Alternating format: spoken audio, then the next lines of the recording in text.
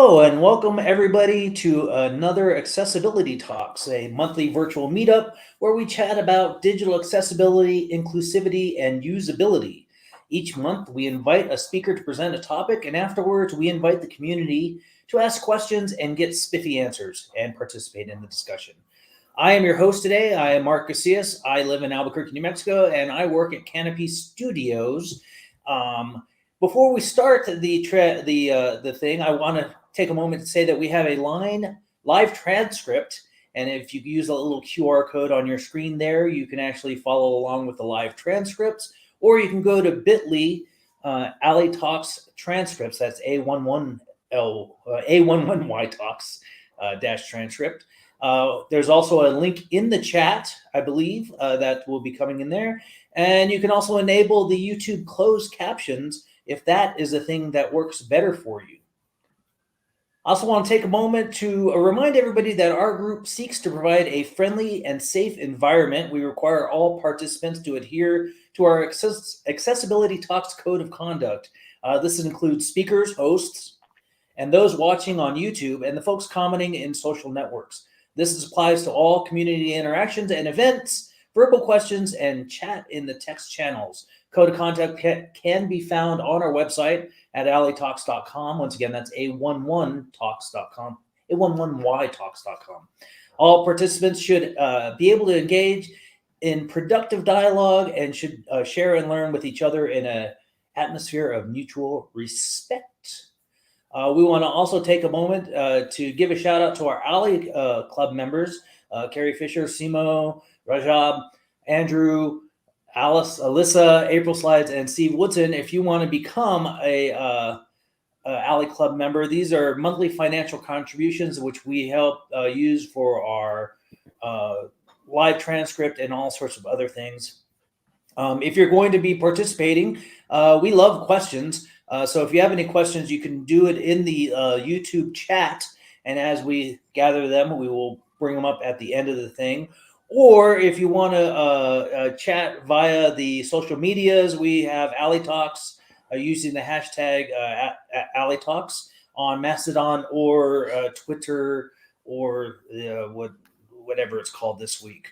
Talking about going back to the Alley Cat Club, if you want to join the Alley Cat Club, you can go to alitalks.com/pages/sponsorship, and that way you see your name on the slides two before, and then I can butcher and read them poorly for you if you would like. So let's go on to our talk today. We have Amy Ju Heinlein, my work sister, my little sister, certification community architect at the Linux Foundation.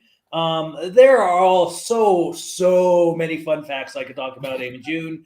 The one I think that I'm going to relay is every year I tell her I don't want to go to another festival concert, and every year I end up at one with her. I think I'm seeing the Descendants so far 3 times with her this year. And another fun fact, today is the first day I've actually seen Amy June not wear a dress, but she actually has pants on. I do have pants on, and there's a reason behind that, because Florida Drupal Camp is coming up, and I wanted to wear a t-shirt to show off. Florida Drupal Camp will be February 20. Yeah, I forget the date. Coming up the 23rd? Is it the 23rd through 25th. And I will be giving a presentation there on accessible alternative text, which ties nicely into this presentation as well. But I just wanted to wear pants and wear a t-shirt and show my friends that I actually own pants. Yeah, fun fact. Yeah, April, who's helping out in the background, she showed us that she was wearing pants, and both of us blew our minds. So anyway, welcome. Also, Amy June is part of the Alley Cats team, so we appreciate her. Today, she's going to present creating accessible and inclusive presentations. So the floor is yours. I'm going to shut up now. Thank you, Mark. So a little bit of housekeeping before I begin. There are images in the slide deck. Some of them I will describe, some of them I will not. If they don't add context, for the sake of brevity, I'll skip them. But they are if you go to the slide deck, there is alternative text attached. And with saying that, here is a link to the slide deck. They're going to be posting it in the YouTube chat.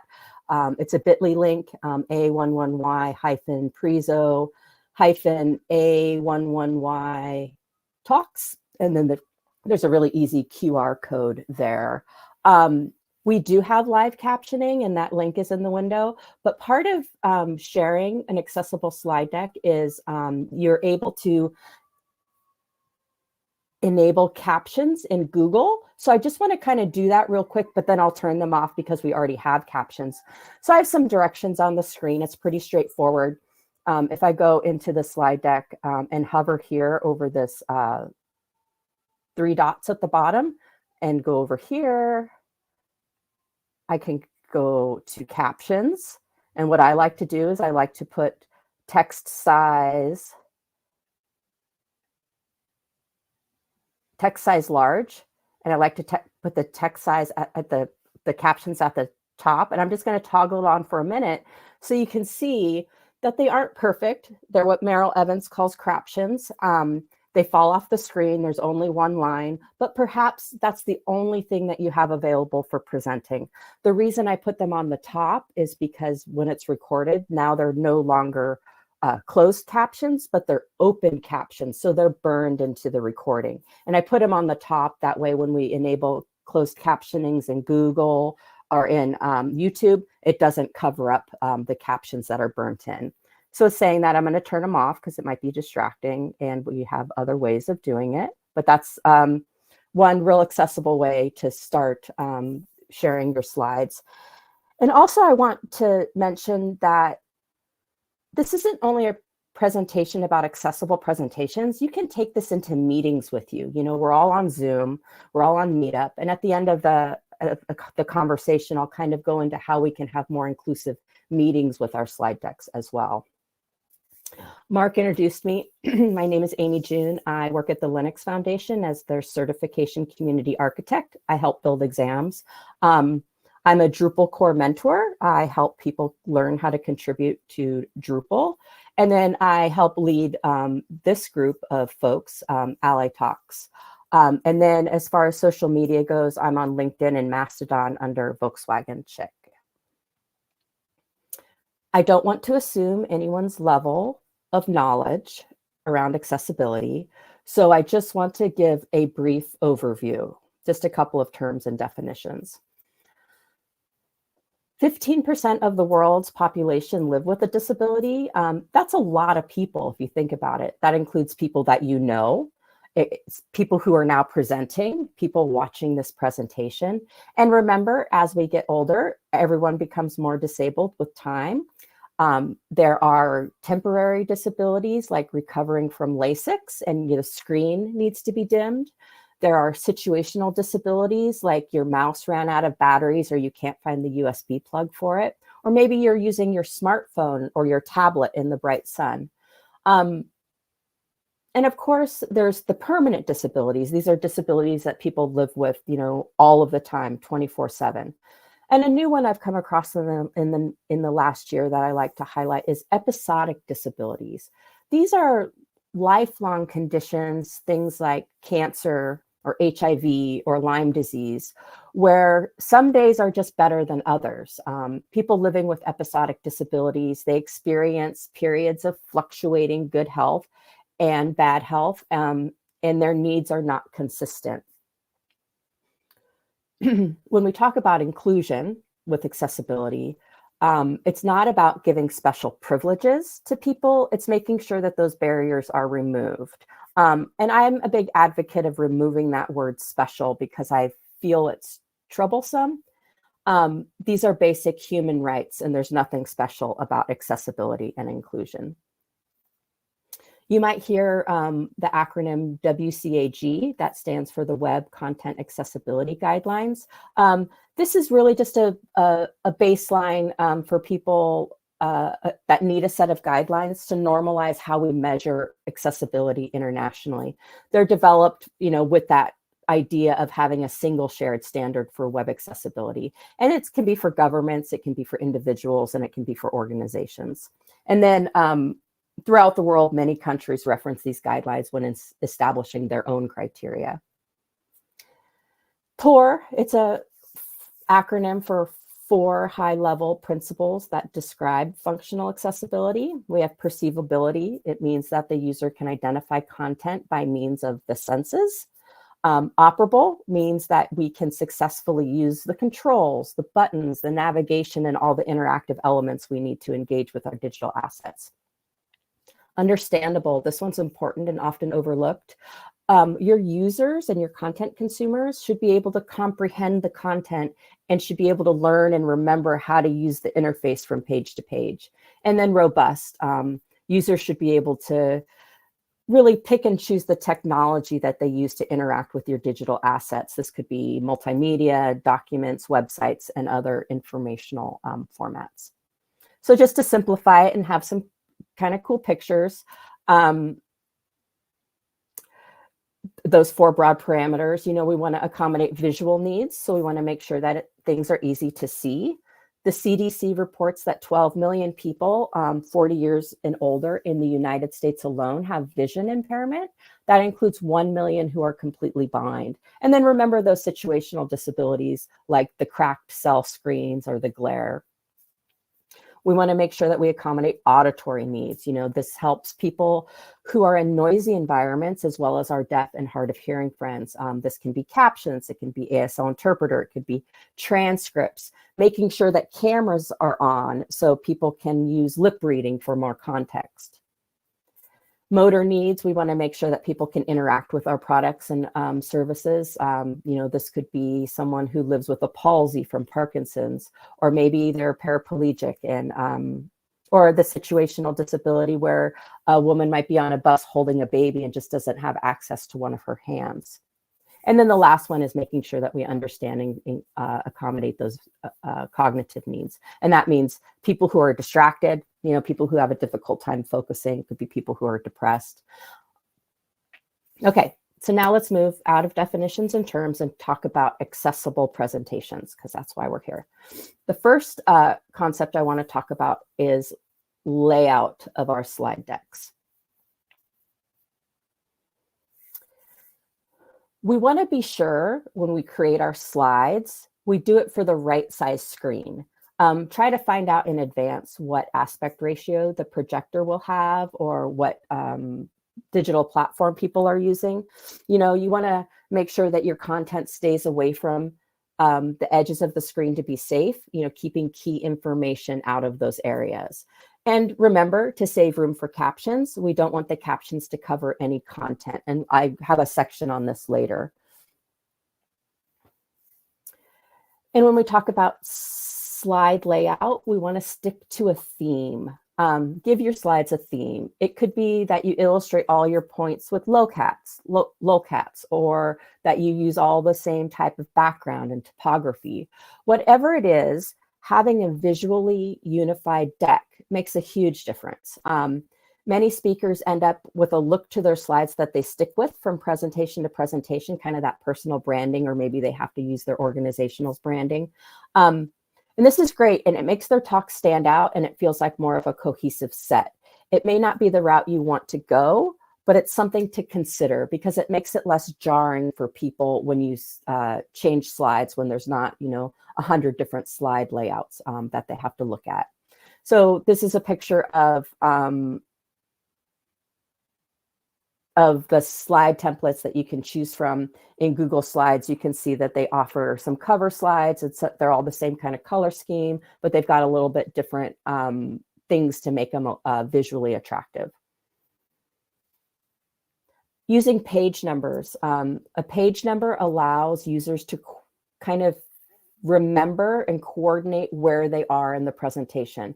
It's much easier to ask about slide 16 than to explain the slide after the layout slide. This helps people with asking questions, and then also when they go back and review it, they know what slide number that they're looking at. We want to make sure that each slide has a unique header. If there is more than one slide on the same topic, you can add a numerical identifier to the header, such as 1 of 2. And I have a couple of different examples as we move through, but this is much for the same reason that we use page numbers, so it's easier to describe. When we talk about layout, we also want to talk about reading order. The order a screen reader reads a slide's content is extremely important. With a word processing document, you know, the reading order is natural as the content generally proceeds left to right and top to bottom. But on a slide, however, content is added in separate text boxes, and that can be created or edited in any order. So sometimes the headings are at the top of the slide, other times they're at the bottom. But the intention is that they are read first. So imagine how confusing the content would be if it was read out of order. So making sure that you use headings will help that screen reader process the information. And in this picture, you can see that we want to go left to right, top to bottom, headings first, regardless of the slide placement. And of course, if you're in a different language, you know, presenting to a different crowd, whose reading order is different, you know, go with their reading order. So here's an example of a slide with the same heading, but I've given the designation 1 out of 5. So we're going to be talking about breaking up the content to help our content consumers. We want to avoid text-heavy slides. Large blocks of text that look like wall-to-wall words are really barriers to a lot of web users. So make sure that you use visual and semantic space.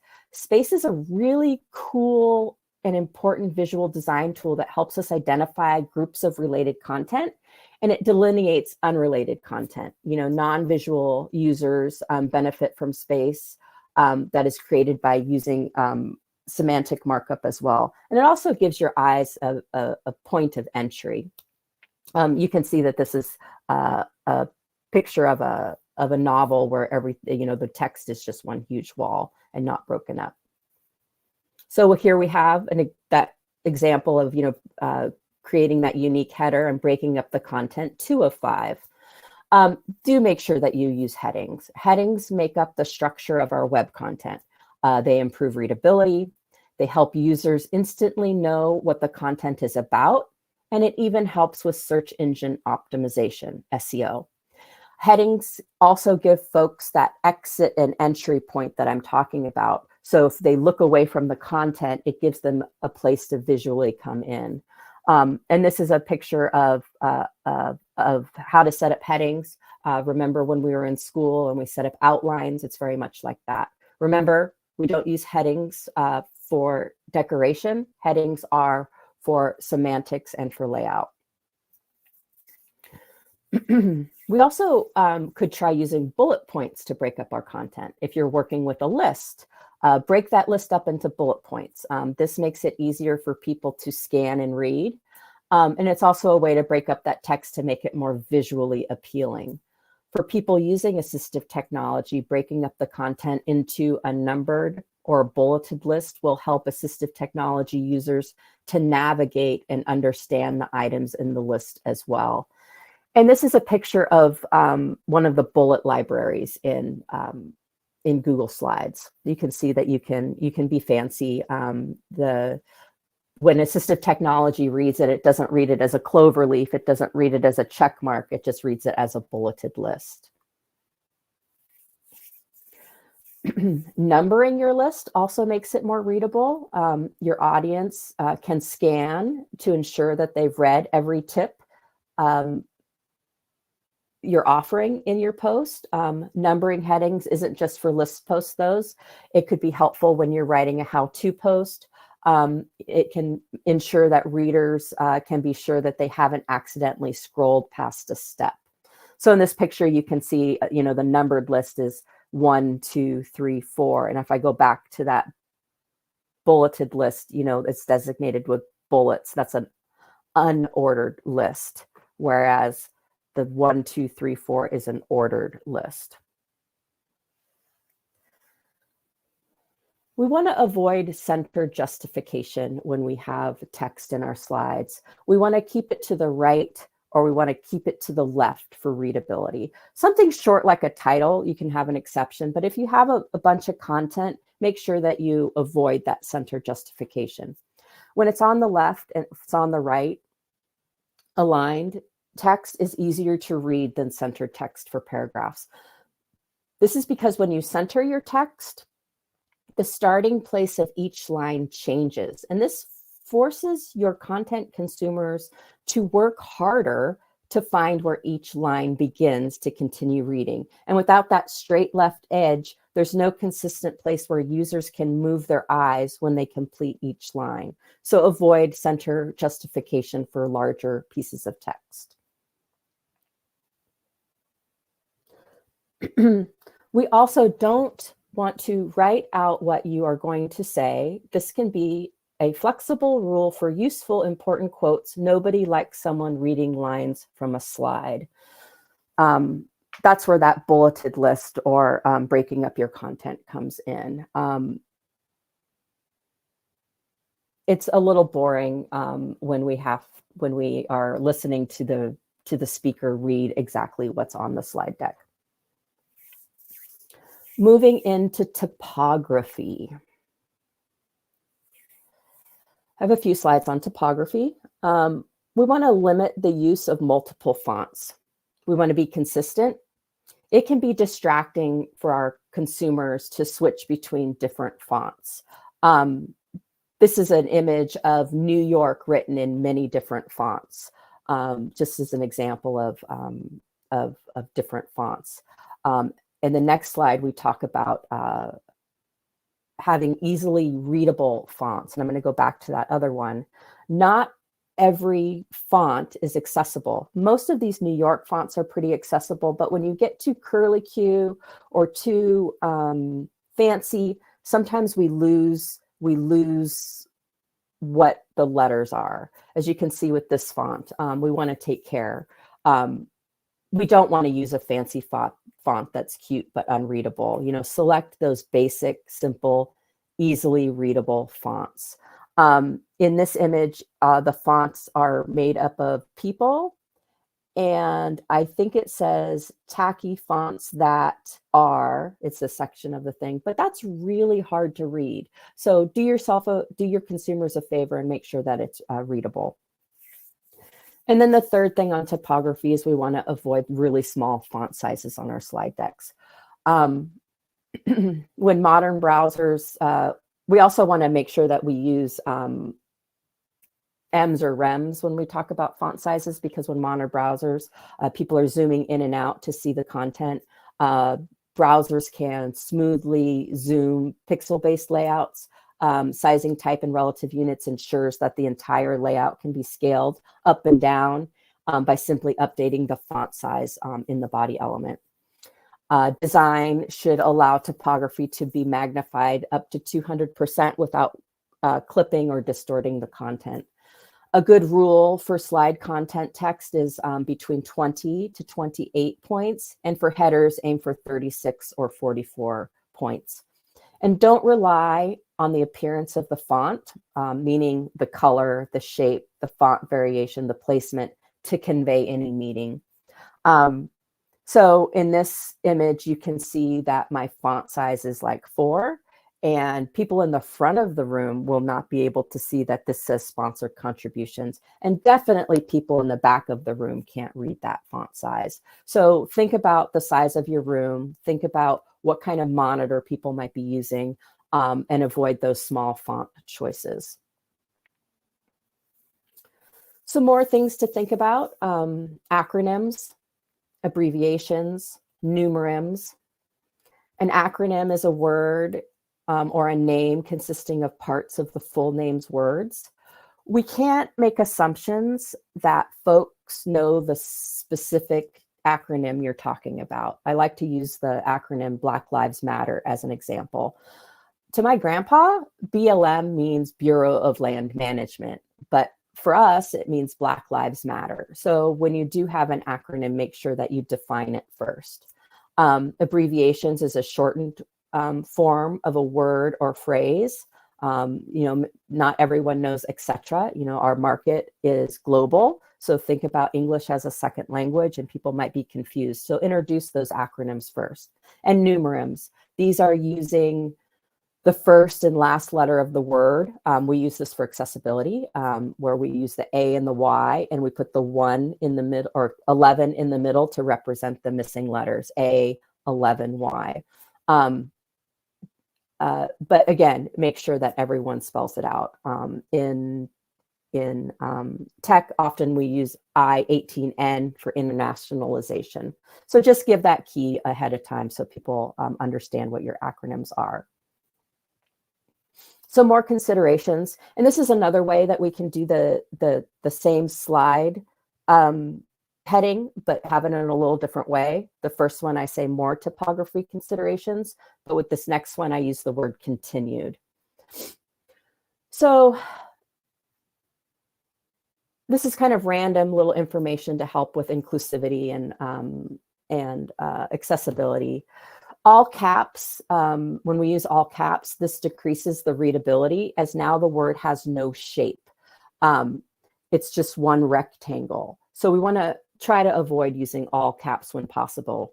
The readability is reduced because it all has that uniform rectangular shape, meaning that some readers can't identify words by their shape. When there's a B or a P that stands down, all caps just makes it that rectangle. We want to be inclusive of dates, especially in an international audience, and we should just get used to having that international date format.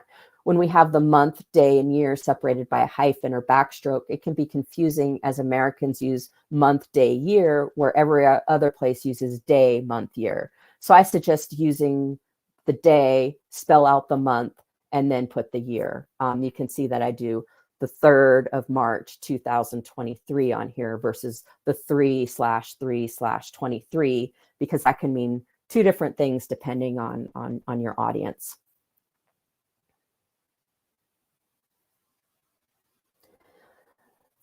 Camel case your hashtags.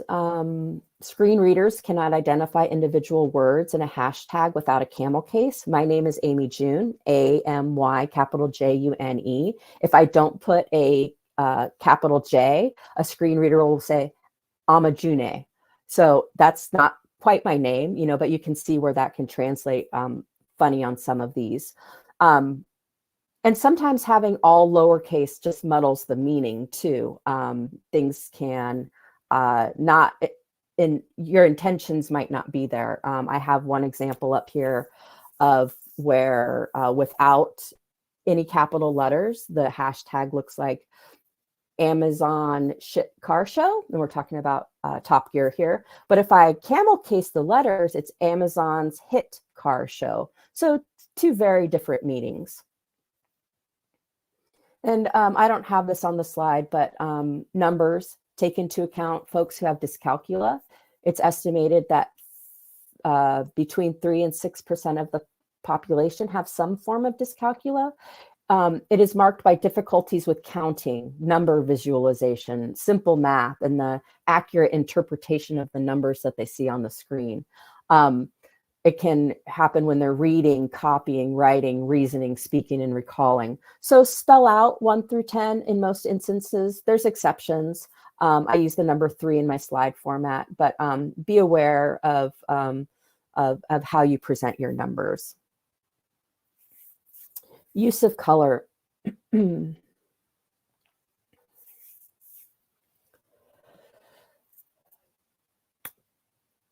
Consider your use of color. You can check color contrast by using a number of online tools to be sure that it's easily readable. You can just plug in your background and foreground color codes and the tool will tell you if it's an acceptable range.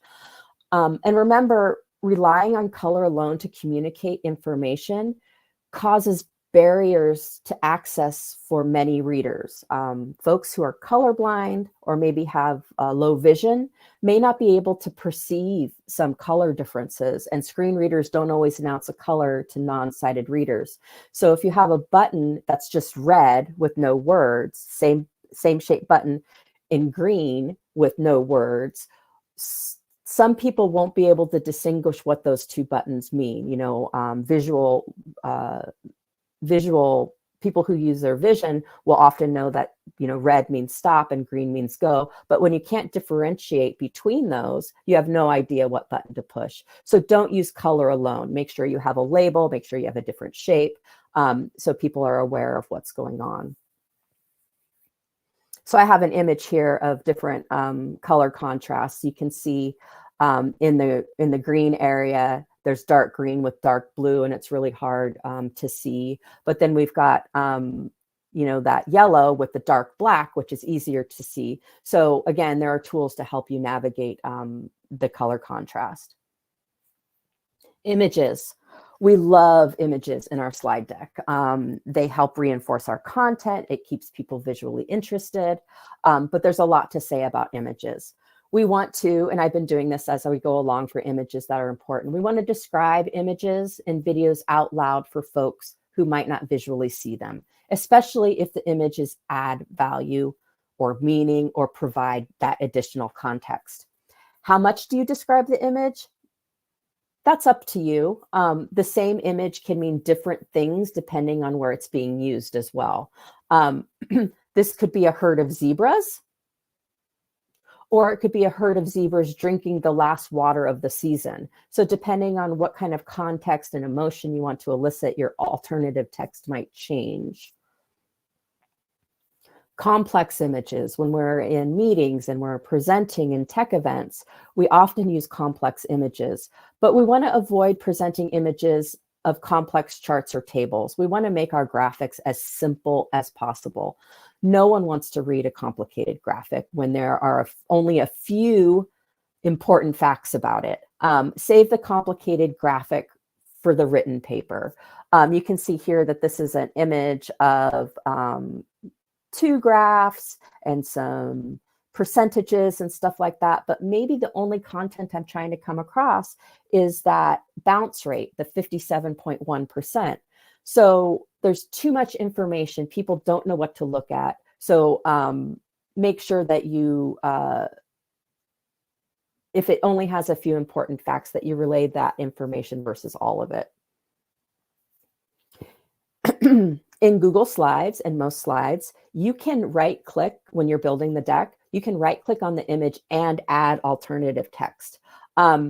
Please don't have the title and the alt text be the same. It's redundant for people listening on assistive technology. So this is an image of the window that pops up when I right click on the image in Google Slides. It says that alt text is accessed by screen readers for people who might have trouble seeing your content. There's a space for a title and there's a space for a description. Again, let's not have them be the same. And again, the description is up to you, how much you want to convey, how much information you want to convey. We want to use code sparingly when we use images. It's hard to sit through pages and pages of code on a screen. So use only what you need and make it readable. You know, break it up into smaller chunks if you need to. And then also a note, you shouldn't use screenshots of code. You should use code blocks. That way folks will then be able to copy and paste it when you provide them a link to your slide deck. So again, you know, try to avoid using images of code. And if you do use image of code, you need to make sure that your alternative text has all of what's on the screen. Sound. This is important for me. I'm hard of hearing. So I take a special interest in making sure that our content can be delivered to folks who can't hear it. If you're at a conference or you're at your computer, use your microphone. You know, plug in so you're closer. You're not in a hollow room.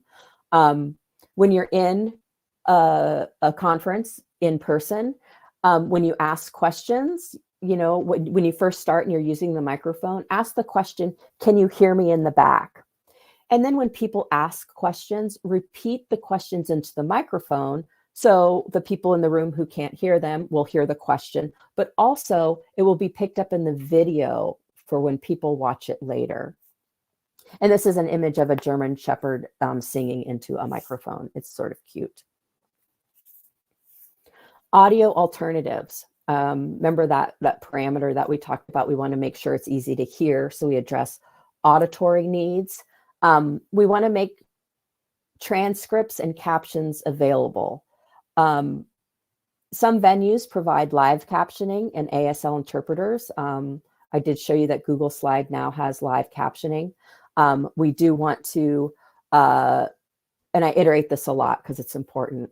We want to leave that room at the bottom of the slides to accommodate captions if they're added later. We don't want those captions to cover any of our content. And we like to say leaving, a bottom fifth of the slide empty is a good rule to go by. And here we have a picture of Doctor Who talking into a phone, saying, "Tell me about visual languages of closed captions and subtitles." So I also have a list of more considerations. We want to provide our materials ahead of time. That way people have access to links.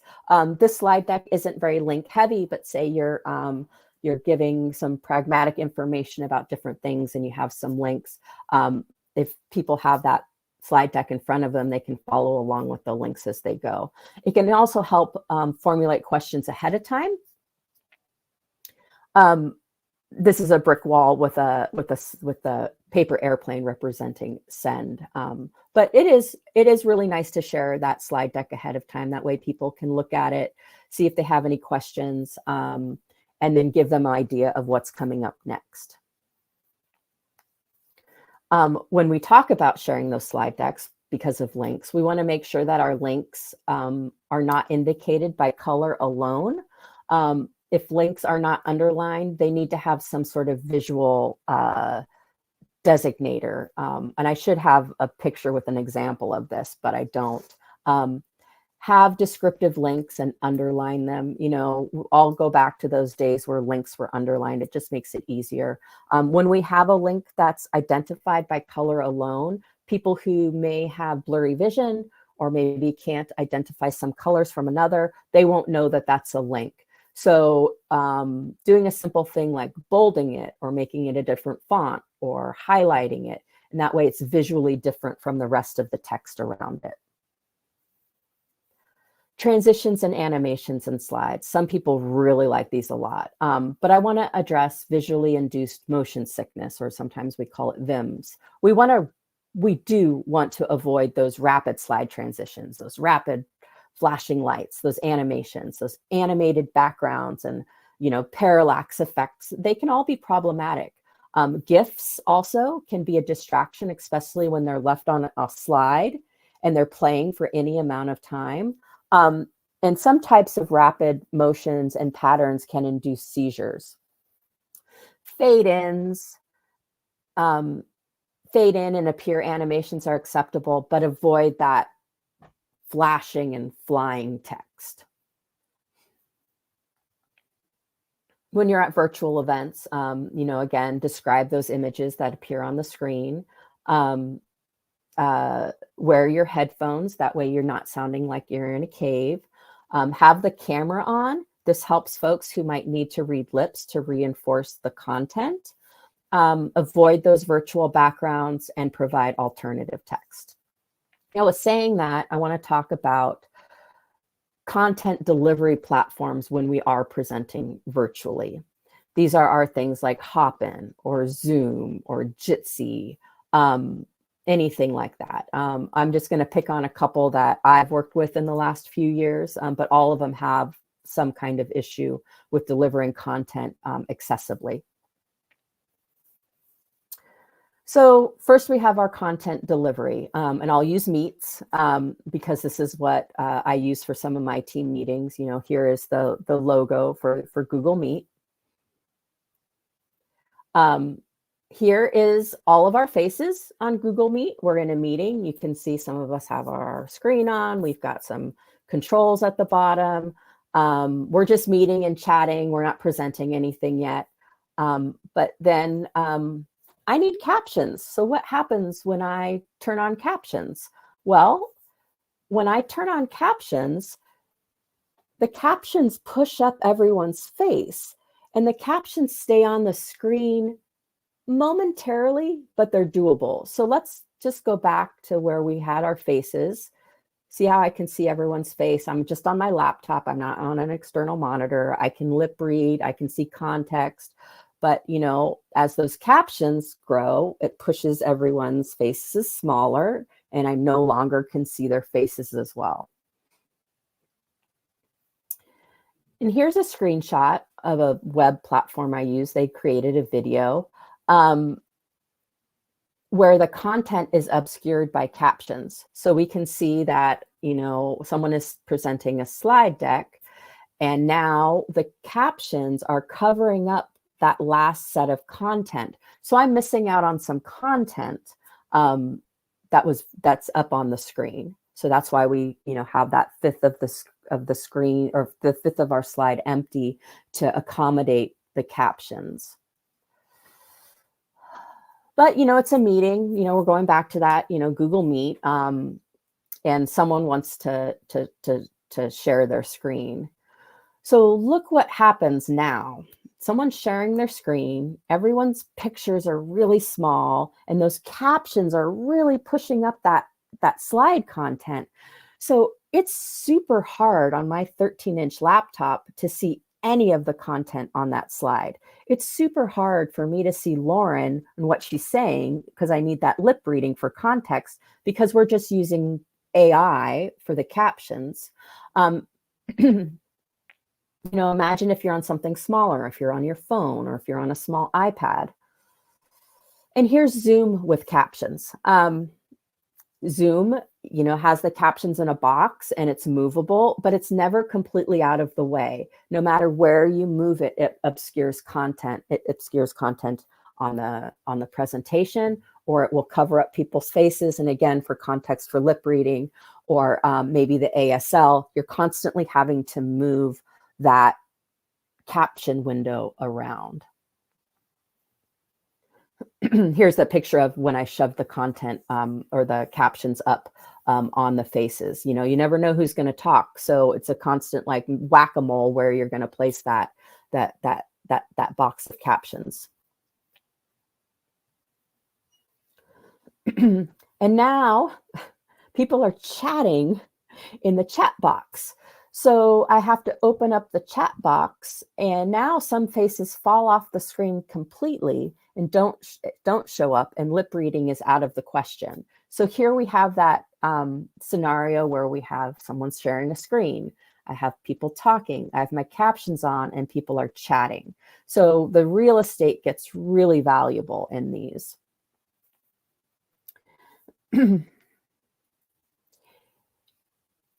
And I want to conclude the presentation with something that was said to me during a meeting, that because I called out that I couldn't read the slides, and I asked maybe if the slide content could be broken up into different slides, because when I turn on captions, it gets smaller. And they called me an edge case. So when you call something an edge case, you're really just defining the limits of what and who you care about. And Eric Meyer said that. So with that, here's my information again. It's a QR code to my LinkedIn, but it's Volkswagen Chick across all of the medias. And then if you have the slide deck, there are additional resources on some of those terms and definitions that you can use. And then that last link on the bottom, the tips for accessible screen sharing, is real valuable for meetings and virtual presentations. So thank you. And are there any questions, Mark? There are quite a few questions out there for your answering. First, we have Kaylee asking, are Google Captions preferable to using captions that in Zoom, or if your platform is using captions, would you rather use the Google Captions from YouTube's or whatever? Well, that depends on what space you're in. I've noticed like Zoom is really good for technology. The AI or the machine learning, whatever it is, really captures, like it says Drupal instead of triple. So I think it depends on on the words that are being spoken. You know, if you're going to a mycology meeting, maybe the AI works better in Google Slides than it does in Zoom. I don't know. It's kind of like one of those pick and choose sort of things. I actually prefer, if I had the choice, I prefer Zoom because you can pop out a box with transcriptions, and I have audio processing. And so when I use Google Slides, the captions fall off the screen. But if I'm in Zoom and I have that transcription box, I can go back and I can read what I might have missed. So that's kind of an important distinction between captions and transcriptions as well. Is transcriptions are much more accessible, especially like if you have someone whose English is a second language, or the audio processing issues, or Mark might look away and didn't realize he missed something and the captions are gone. So having those transcriptions help with that that memory, you know, the history. Are you saying I have attention problems? I might look away. Okay, that's fine. Another one from Nikki Flores. Do you have any recommended size font that we should use as a default? Yeah. Let me go back. I have it somewhere. And it depends on your audience too. Oh, I don't know about this for accessibility, Mark. Do I have a font size? I don't think you mentioned a size. I think you just said use a consistent. Yeah, so I think like 10 to 12 on your text size, it like in your regular bullet points is too small. I usually use between 20 and 24. But again, I think about my audience. I think about the size of my room.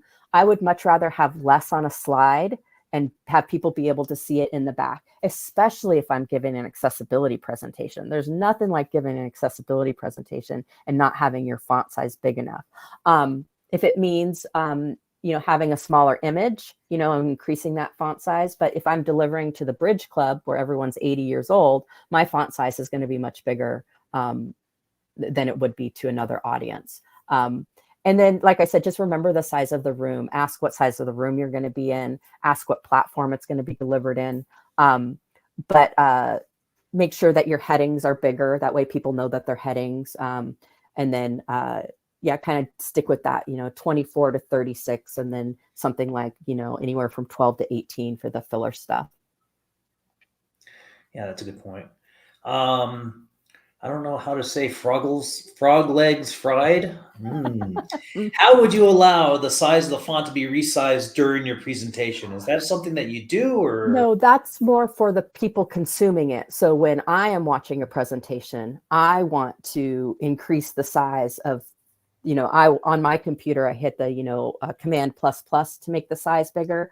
But from my point of view, building the slides, I want to make sure that when someone else does that, the font size doesn't get distorted. I want to make sure that if they have to do +200%, they can still read that content. But no, I don't generally do it for me. It's usually the content consumer that's adjusting the font size. And frog's leg fried is a good thing about the whole camel casing, because it took me way too long to figure that out. Joe, who has a way easier name to pronounce, has a question. You mentioned Google Slides and PowerPoint as options. What are your thoughts on Keynote from Apple? There are also slide programs that you recommend. What programs do you recommend against for accessibility reasons? Well, because I'm in accessibility and I found one that works, I kind of stick with it. Hi, Joe. It's nice to see you. I have no idea about Keynote. I have no idea about Slido, so I don't have an opinion on that. I don't even use PowerPoint. I use Google Slides because it's the most transportable. It's the most shareable.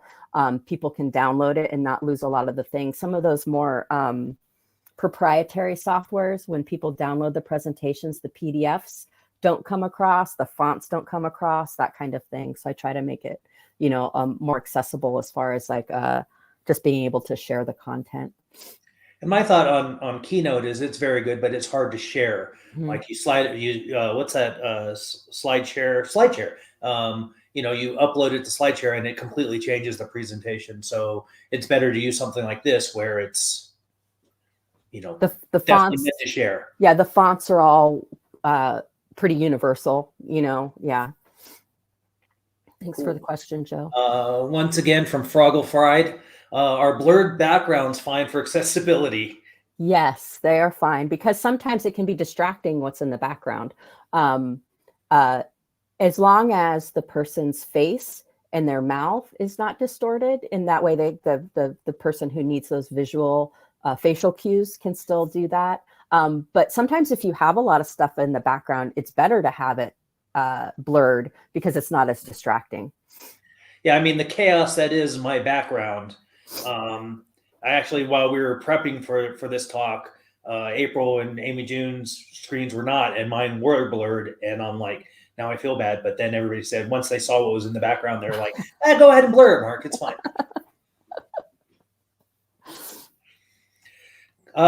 So from Curtis, what do you think about distributing presentation content as an accessible document instead of a slide deck like a PDF? I'm assuming he means. Okay, so it's 2024. I could get on a soapbox and pontificate about how PDFs are antiquated and they're for another time and generation. If slide decks are, if you make your slide deck accessible with the alt text and stuff like that, I don't see a reason why you should share it in a PDF. Unless you want to take the time to make that PDF accessible. PDFs are not inherently accessible no matter what you do. You have to go in there and remediate a PDF. So something to think about. And then PDFs, you can't always copy and paste from and have it format right. Where a slide deck, I can copy and paste from that window and it'll format right. PDFs are just funky business. So if you have a program that makes it accessible, or if you take the time to make sure the headings are all in the right spot, go for it. But for me, it's just easier to share it in a more accessible form that I don't have to alter. Oh, and Curtis did say in the chat that he does mean more like a Word doc or a Google doc. Okay. Not necessarily a slide deck. And I think that you hit the head on the nail on the head of, that's one of the ones that when you transfer it to a PDF or something, it changes the platform a little bit and messes with your stuffs. A lot of times when I give longer workshops, what I'll do is I'll have a slide deck and then I will transfer it into a Google Doc as notes for people as they go through, and it supplements the information, so because one, not all of what I said is on the slide deck. So some people are missing out on that information. So if it is for, providing the most context possible, the most information possible, it probably is a good idea to have that Google Doc as well. Cool. But you can also download the transcript too, which is on you. But yeah, that's a good idea. All right, Rajab. What is the better standard when exporting a presentation to a website? PDF, LinkedIn, or the file itself?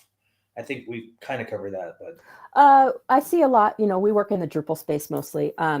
In Drupal, when we share our slide decks on our session nodes, we share the slide deck itself as slides and as links rather than converting it to a PDF.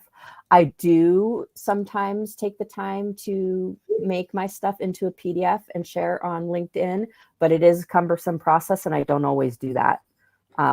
But I do share the links to my slide decks quite a bit. Do you find the Atkinson hyperlegible font to be accessible? Do you know what idea. that is? Because I had a hard time pronouncing it. So. No, I don't know what that is. We'll have to research that and put that in the show notes, I think, because I'm not sure. It is hyperlegible by definition, should be. But there's stories about fonts. Some people think that serif fonts are more accessible than non-serif fonts.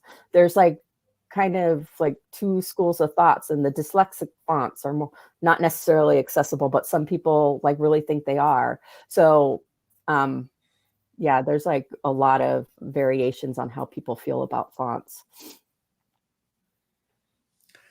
Frog's Leg, what document file format is the best for creating accessible documents? Slides, Word docs? smoke signals? What do you think? So file format is going to be the one that, most people can read. So depends, like, are you wanting it formatted and shared as a markdown file, but do people have an ability to read the markdown file? Using plain text, you lose some of that formatting. And so right now, free and portable might mean sharing it in a Google Doc. But Markdown might be the way to go, because then it's formatted and it's portable and people can open it in their favorite text editor. Again, one of those, you have to think about what software they're opening it up in, and if they're using assistive technology. So yeah, context is key on that one. Mm-hmm. All right. So do you know of any free Google Slide accessibility checkers, not fee-based, like Grackle, which I've never heard of? So okay, so I used one. I couldn't tell you the name of it, but it didn't find all the accessibility issues. So I just threw it to the wayside and I just checked my slides manually. There was one out, but like I said, it didn't catch enough and I didn't want to rely on it. So I do a lot of my checking manually, just because anything automated, and we've had this discussion before on Ally Talks on other presentations, when we automate things, we only catch what that program is programmed to catch. So you're still going to be doing things manually to make sure your documents or whatever it is as accessible as it can be. Cool. And I think that was the last question while we wrap this up. Coming up next month, thank you very much, Amy June. You are a delight as always. Coming up next month, we have Accessibility Mindset, Moving Beyond a Remediation, Fixing, and Reacting. This is with Jesse Losberg. It's actually, this one I have the date time on my slide. Why doesn't it have it on this time? It's going to be February 8th at 1:30 p.m. Eastern Standard Time. So if you want to go ahead and check that out, we'll be there next month. And the months in the future, we have a lot of lineup, a lot of people in the pipeline, but we're always looking for speakers. So if you want to come and speak, go ahead and go into allytalks.com/pages/speakers, or reach out to the team, or whatever you would like to do. If you'd like to follow and subscribe us, hit us up on the Twitter X or Mastodon or the YouTube. If you want to follow us here, we'd appreciate it. And then you can talk to us and let us know what's going on. And I believe that's my last slide. And that means that we are done for this month. We would like to thank Amy June for a great presentation. I'd like to thank Lori for captioning, our real-time captioning going on, and April in the background making all the questions and things appear so I don't have to be distracted, as I always am. So once again, thank you from Accessibility to Ally Talks. Keep following us at allytalks.com, and thanks for playing. Thanks, Mark.